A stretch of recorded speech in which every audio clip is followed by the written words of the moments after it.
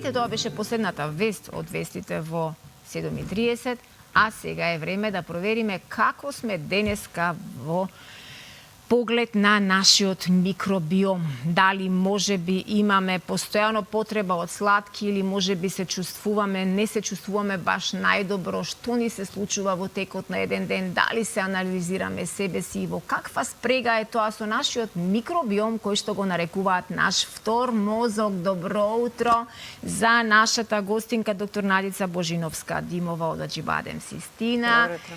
Добро утро, Слободанчи. За тебе имате многу интересна тема Да. и јас со радост чекам да видам што ново ќе слушнам ова утро за микробиомот, кој што и за мене е огромен предизвик да го истражувам. Па и веднаш на почетокот, зошто да не. Ти благодарам, Сузе, многу. Ке ги поздравам нашите гледачи и вам добро утро.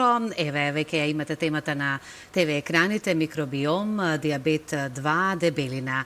Надица, добро утро и добра ни дојде и ни го разубавуваш секогаш утрото. Добро утро, ви благодарам на поканата. Ке зборуваме, еве, како што напомена Сузе, ајде за микробиомот, неговото значење, неговата функција во нашиот организам. Така, микробиомот е еден концепт кој што е многу актуелен во минатите 10 години. По дефиниција, чисто да го поедноставиме за гледачите, тоа е всушност збирот на сите бактерии, габи, вируси и паразити кои што живеат во човечкото тело. Нивната функција, нивното влијание на нашето здравје станува се поактуелно и човечкиот микробиом всушност се уште се истражува, не е откриен до крај. Оној проект за човечкиот за хуманиот геном заврши, нели се открија многу гени, меѓутоа кај микробиомот се уште се заостануваме. Она што знаеме е дека за секој човек тој е единствен уникатен, практично како нашите отпечатоци. Така. За микробиомот кога зборуваме, еве како што напоменавме, се уште се истражува. И дали може би ги имаме оние информации до каде и истражувањето? Истражувањето е напреднато во навистина многу различни, да кажам, делови од медицината, затоа што микробиомот започнува да се поврзува со се повеќе и повеќе болести. Знаеме што влијае на него, знаеме дека одредени начини на живот и тоа како го менуваат и од тука изучувањето на микробиомот веќе се има поделено во различни гранки, вклучувајќи ја секако и мојата ендокринологија, меѓутоа тука се и многу други, како гинекологијата, како кардиологијата и станува се навистина поактуелна тема. Она што е чисто еве сега како и за вас интрига, можеби дали од прилика знаете кога би ги собрале сите тие микробиоти ги нарекуваме со едно име, тие бактерии, вируси, дали од прилика имате идеја колку би тежеле? Да бидам искрена, во моментов не знам, но дали ќе биде полесно или потешко? Значи, вкупно просечно се смета дека тежат околу 2 килограми. 2 килограми? Да, тоа е практично уште еден цел орган во нашето човечко тело. Не го очекував дека ќе го слушна, да бидам искрена, да. За него се уште тек дознаваме. Знаеме дека најголемиот дел од овие микробиоти се локализирани во цревата. Меѓутоа ги има и на сите други делови, вклучувајќи ги кожата, очите, човечките шуплини и тоа е нешто што треба медицината да прави со нив? Медицината има огромна задача пред себе првен вистински точно да го проучи, да можеме ние да дефинираме што е здрав микробиом, за од тука да можеме малце многу посериозно да ги сваќаме сите потенцијални третмани. Медицината сега во мојот дел барем се фокусира на изучување на видот на микробиом кај луѓе кои што конкретно немаат диабетес, луѓе кои што се обезни или не се обезни, прават компарација на тие состојби. Во тек се многу студии, завршени се многу студии, меѓутоа темата е се уште доста мистериозна. Чувствуваме дека сме на прагот на некое големо откритие и се смета дека всушност пребиотици ќе бидат она што витамините никогаш не станаа. Во медицината. Иако секако и витамините си имаат своја важна улога, меѓутоа навистина да се има големи очекувања од однос на тоа што понатака ќе ни одгадне микробиомот. Доколку нешто треба да слушнеме и да додадеме плюс за микробиомот, слободно, со оглед на тоа дека малку како енигматично за нас се тоа звучеше и исто така добивме и ние плюс информации. Па, она што треба да знаеме дека сите тие микробиоти кои што живеат во нашето тело, некои живеат во симбиоза со домаќинот, тоа е телото и функционираат така, а еден дел од нив се патогени. Меѓутоа сите тие кои екзистираат во една избалансирана средина, доколку дојде до нарушување на таа средина, нешто што ние го нарекуваме дисбиоза, тогаш на сцена настапуваат патогените бактерии. Така. Без разлика дали е тоа резултат на некоја инфективна болест, на начин на исхрана, дали од злоупотреба на одредени лекови, тука доминантно антибиотиците. Меѓутоа, кога настанува нарушување на таа рамнотежа, тогаш настануваат сите оние проблеми кои што се поврзани со нарушен микробиом. Во тие моменти многу е потребно да се направи правилното испитување, да се донесе правилниот лек или пробиотик или пребиотик кој што практично би направил рестартирање на таа симбиоза и на таа коегзистенција во нашето тело. Но како што кажавме, медицината оди напред и некаде Апсолутно. блиску сме до некакво откритие. Добро, еве, она што би сакала да зборуваме е и за дебелината. Меѓутоа ќе ги опфатиме, да кажам, и помалите, но секако дека и повозрастните. Јас би сакала да започнеме од оние помалата генерација, со оглед на тоа дека се соочуваме веќе со овој проблем, а тоа е дебелината. Зошто е тоа така? Кај нас, сигурно дека и според некои истражувања ќе се согласите дека бројката е се поголема за жал и покрај дебелината произлегуваат и други здравствени проблеми како што и дијабетот. Меѓутоа, ајде повеќе нешто околу дебелината да слушнеме ово утро. И зошто се дебелееме? Знаеме зошто. Меѓутоа, како тоа да го спречиме е прашањето. Јас не сум педијатар, меѓутоа последните податоци што ги има нашата држава во соработка со Светската здравствена е дека 30% од дечињата во основно оделение се веќе обезни.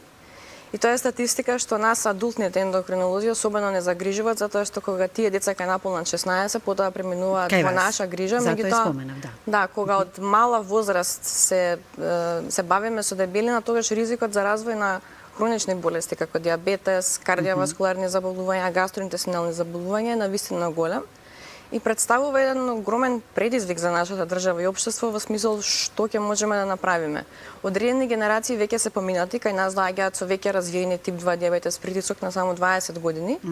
И тоа се бројки кои што навистина не алармираат. Сега во светот се актуелни лекови за третман на дебелина, кои што секако дека во одредени медицински услови кои што го дозволуваат, тоа ги даваме, меѓутоа потребно е општествено реагирање во смисол воведување на можеби повеќе часови физичка култура, обезбедување на површини за физичка активност и она што е многу битно, а што ни го кажува микробиомот е дека со нарушениот начин на исхрана практично настанува она дисбиоза која што ја зборавме, настанува нарушување на коегзистирањето на тие бактерии во нашето тело и како резултат на тоа се јавуваат многу болести, меѓу кои и самата дебелина.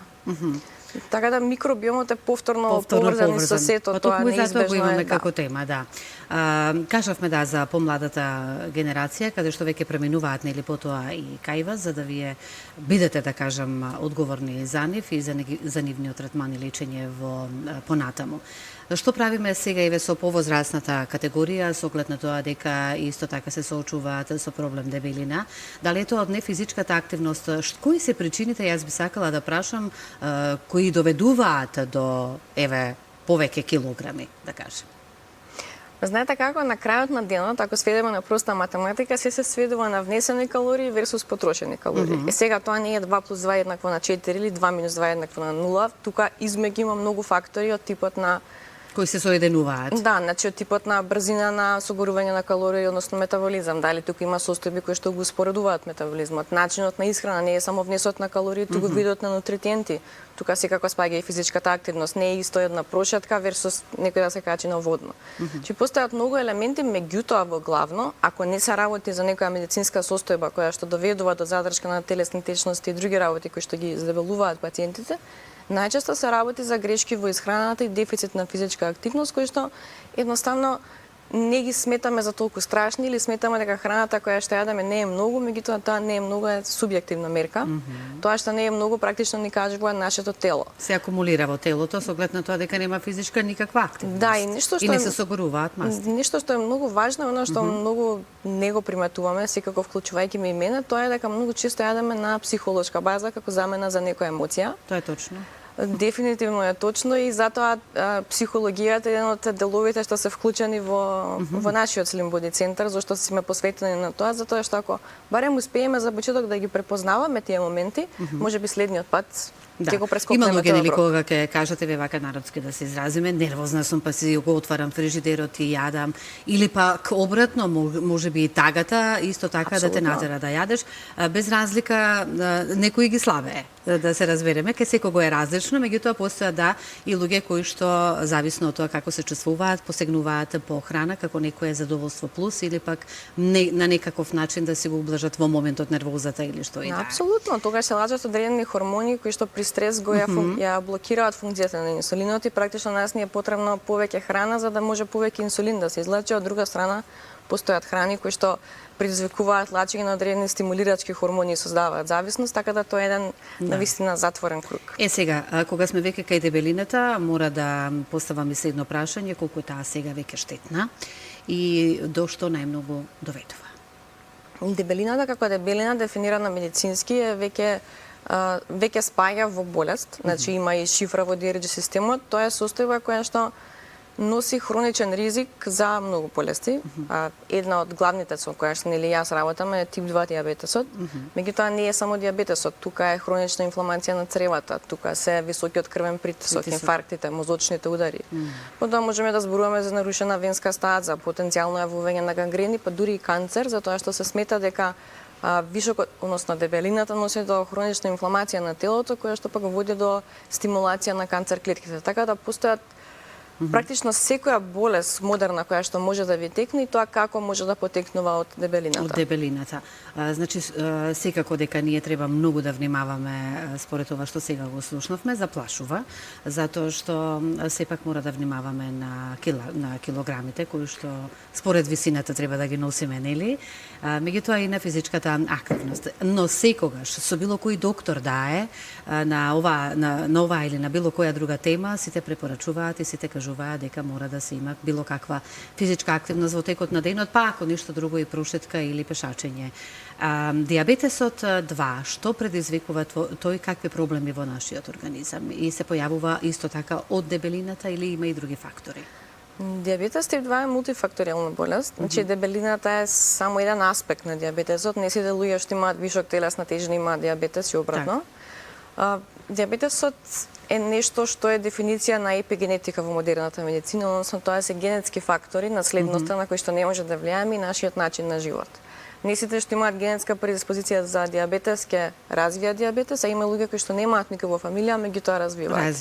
Да. Тука повторно доаѓа во главен удел начиот начин на живот и секако микробиомот кој што го зборавме, пошто микробиомот се повеќе се поврзува со тип 2 дијабетес, односно присуството на одредени патогени бактерии versus здравите. Дијабетесот по сува дефиниција е нели покачено ниво на шекер во крвта, меѓутоа е многу повеќе од тоа.